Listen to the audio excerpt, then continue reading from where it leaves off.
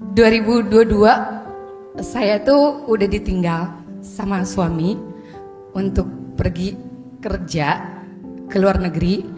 Tujuannya sih memang untuk memperjuangkan aku dan anakku. Saat itu anakku berusia 1,5 tahun. Sekarang udah 4,5 tahun, alhamdulillah. Dia tumbuh besar tanpa parenting dari ayahnya, yang mana selama ini dia tumbuh besar bersama saya.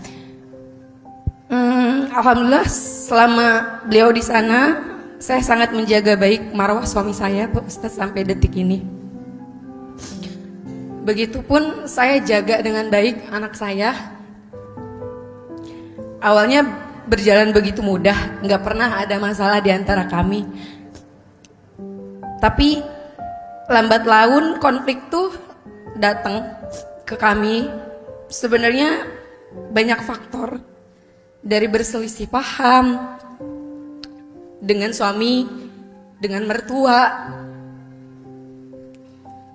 Tapi sayangnya suami saya nggak pernah ada di pihak saya. Suami saya nggak kasar, Ustadz. Dia juga nggak KDRT sama saya. Cuman selama rumah tangga banyaknya konflik yang datang, saya selalu dapat silent treatment dari dia. Yang mana saat itu saya mikir saya hanya bisa menyampingkan perasaan saya, karena menurut saya rumah tangga kan nggak hanya soal perasaan ya, sangat kompleks banget. Sampai pada akhirnya saya sudah hampir 1 tahun ini lost contact dengan beliau. Alhamdulillah dia masih panjang umur, Pak Ustadz. Dia masih kirim WhatsApp ke saya, hanya sekedar kirim bukti transfer. Alhamdulillah dia masih menafkahi kami. Tapi yang maksud saya, kayaknya rumah tangga tuh kan gak cuma soal nafkah ya, Pak Ustadz. Saya menguatkan diri selama dia pergi, dan gak pernah ada support dari keluarga. Selama ini saya menyimpan itu sendirian, Pak Ustadz. Tapi sampai saat ini gak ada titik terang, Pak Ustadz. Sampai pada akhirnya 12 Ramadan kemarin ibu saya berpulang. Itu titik terberat bagi saya, yang mana selama 3 tahun beliau berjuang melawan sakitnya. Saya nggak bisa ngomong apapun sama ibu. Saya nggak mau membebani ibu dengan masalah saya. Saat ibu berpulang, saya berharap, lagi-lagi saya berharap sama suami saya datang untuk sekedar mensupport. Tapi saya nggak dapet itu, bos. Sampai saya sakit kemarin, masuk rumah sakit, bolak-balik psikiater, psikolog, ke penyakit dalam, nggak ada, Ustadz. Yang bikin saya sakit hati saat anak saya bawa keluar, lihat orang lain lagi main sama papahnya tuh, dia suka ngeliatin, Pak Ustadz. Terus yang bikin saya sakit hati, dia selalu minta digendong sama ayahnya temennya, yang mana mungkin saat ini dia masih butuh gitu. Saya sudah meminta maaf berulang kali, meminta untuk dia bisa berkomunikasi dengan kami. Saya juga sudah berintrospeksi diri tentunya, tapi tidak ada hasilnya, Ustadz, ikhtiar saya. Jadi Ustadz, dengan banyaknya luka yang menurut saya alami saat ini, apakah saya masih pantas untuk memperjuangkan rumah tangga dengan alasan demi anak dan keutuhan rumah tangga saya kembali? Dengan segala kerendahan hati saya sebagai seorang istri yang insya Allah sampai detik ini saya masih menjaga marwah suami saya, diri saya dan anak saya. Jika memang menurutnya saya sangat-sangat bersalah dan berdosa sebagai seorang istri selama ini, saya memohon ampun, saya meminta maaf. Saya hanya ingin dia bisa membuka komunikasi, paling tidak untuk anaknya, karena sekarang dia udah banyak pertanyaan Ustadz, dan saya udah kehabisan alasan buat dia. Kok papi nggak telepon, kok papi nggak ucapin birthday sama kakak, kok papi nggak kasih hadiah buat kakak, dan masih banyak lagi gitu. Jadi aku mohon, mungkin terlepas dari ketidakharmonisan keluarga kami, baik saya dengan mertua, saya hanya ingin anak saya tidak mendapatkan hal yang buruk.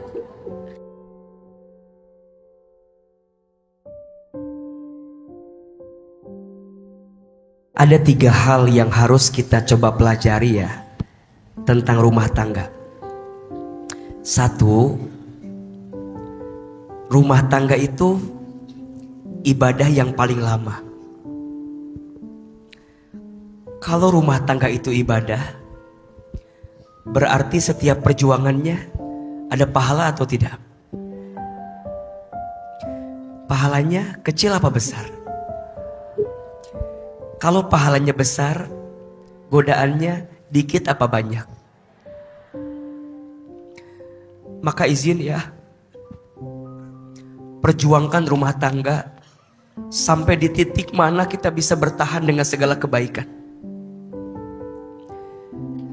Berpisah, bercerai harus jadi opsi yang terakhir, sangat terakhir, setelah semua tidak bisa diperbaiki lagi.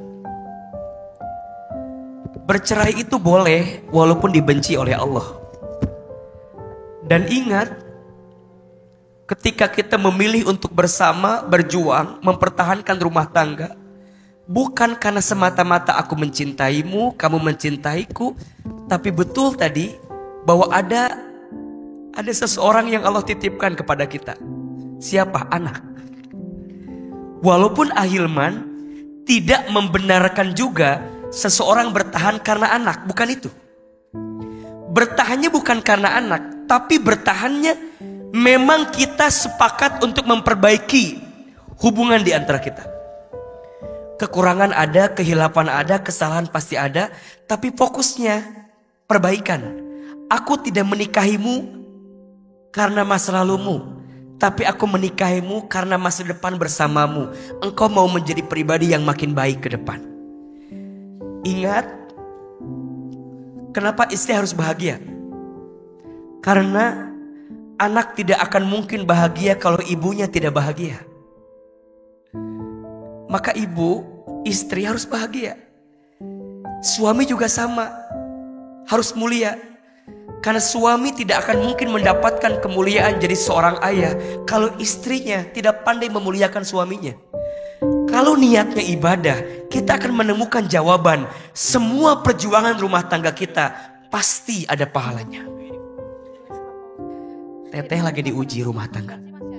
Suami masih sayang rasanya sama teteh. Beliau masih ngasih nafkah.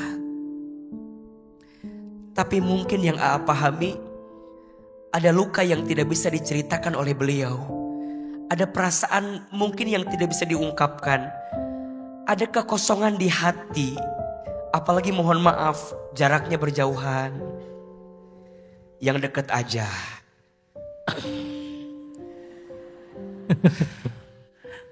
Apalagi yang jauh ya. Yang dekat aja teh masih suka ada masalah. Kadang sering salah paham.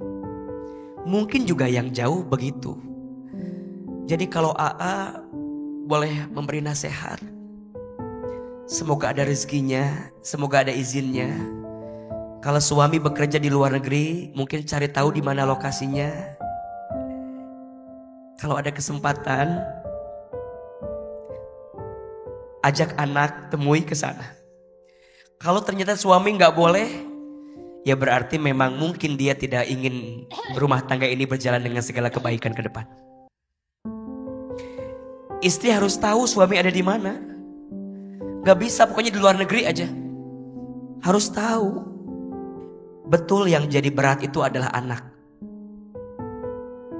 Ini pesan buat semua ya. Kita mungkin punya masalah dengan pasangan, dan mungkin harus berakhir rumah tanggamu. Mungkin setelah gak bisa diperbaiki, setelah gak bisa berubah, mungkin berpisah. Oke, tapi catat ya, jangan sampai perpisahanmu yang jadi korban adalah anakmu. Mantan istri mungkin ada, mantan suami mungkin ada, tapi mantan anak tak akan pernah ada. Mantan ayah tak akan pernah ada. Dia melekat. Kenapa? Karena ada darah yang mengalir dalam tubuhnya. Maka teteh berjuang bukan semata-mata tentang pernikahan ini, tapi tentang tumbuh kembang anak yang juga harus bahagia. Maka ini pesan ya, kalau bunda, kalau ayah sedang bertengkar dengan pasangan, jangan menunjukkan pertengkaranmu di depan anakmu, karena itu akan jadi sesuatu yang terus direkam oleh bayangan anakmu. Apapun yang terjadi, belajar menyembunyikan luka, belajar merahasiakan sakit, belajar menyelami, mendalami setiap luka hati yang pernah dirasakan. Mungkin tidak sembuh sempurna, tapi setidaknya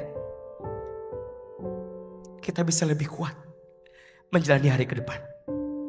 Hati-hati ya, KDRT itu bukan hanya tentang kekerasan fisik. KDRT itu bukan hanya tentang kekerasan verbal, tapi sekarang ada istilahnya silent treatment. Didiemin sama pasangan juga. Menurut Ahilman itu KDRT. Sakit gak didiemin gitu? Dibuat gak jelas. Ini dibawa kemana? Rumah tangga itu tangga berharga untuk mendapatkan surga. Bukan tentang aku mencintaimu, kamu mencintaiku. Bukan itu. Tapi rumah tangga jadi jalan yang ketika bersamanya menjadikan kita mendekat kepada Allah dalam setiap kebaikannya. Maka ayo berbenah, berubah. Hidup harus melangkah. Teteh bismillah. Kalaupun nanti harus patah dan semua selesai, yang hancur rumah tanggamu, bukan hidupmu. Yang gagal rencanamu, bukan masa depanmu. Teteh masih punya anak, tatap dia, peluk dia, cium dia. Kalau sedang ngerasa lemah dalam hidup, lihat dia saat tidur, peluk badannya.